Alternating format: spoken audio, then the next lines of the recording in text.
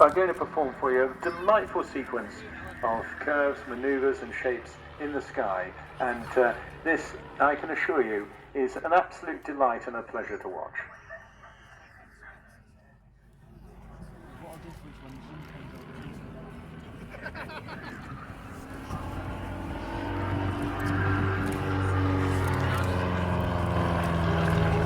What you're seeing here really is a masterclass in pairs formation work, and it's also, you can't feel it down here, but what is going on is the culmination of hours and hours and hours of training, and also complete trust in each other's abilities and capabilities.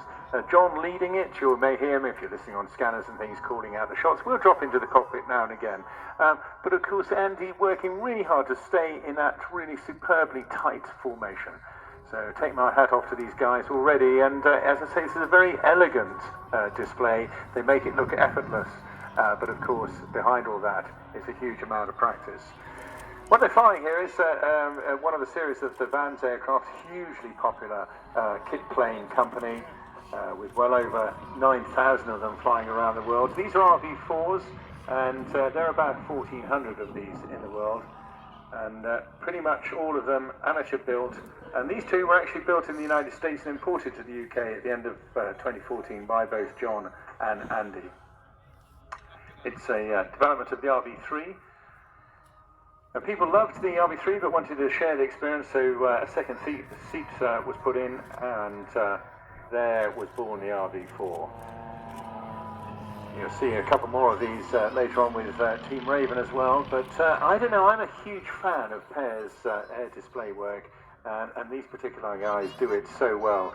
You can see size and shape, it looks good, feels comfortable. It's a great touring aircraft as well, this, and really superb visibility from the bubble canopy.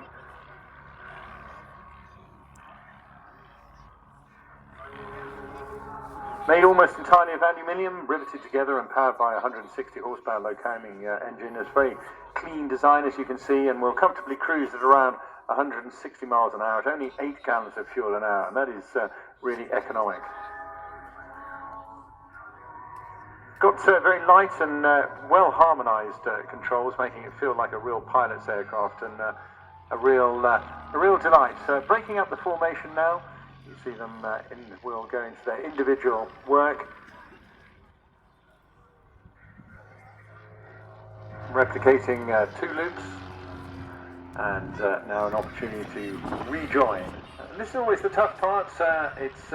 Sometimes you fight between yourselves. Is it easier as a leader, or is it easier being the wingman? The wingman, of course, just has to focus on the leader all the time. But the key thing to leading any form of formation is that you have to think for all the pilots in your formation. So you're constantly thinking about the extra speed and angles, much harder being on the outside of the maneuver, and all those sort of considerations that are going on in the mind of a leader, as well as any corrections that need to be made for wind as well.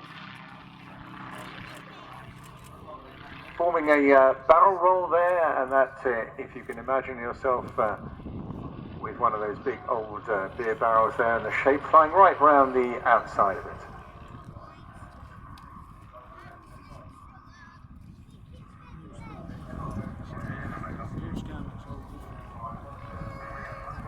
Yeah, it's very sad that we didn't get to see these guys last night, because they also do a really superb night air display with pyrotechnics, and they've really made a mark in the entire display market now. Both the guys now fully fledged frontline commercial airline pilots. John on the 767, both short and long haul, along with his partner who also flies 737s, and Andy now flying the A320 around Europe. And funny old thing, his wife there is also an airline pilot as well. John Gowdy, better known for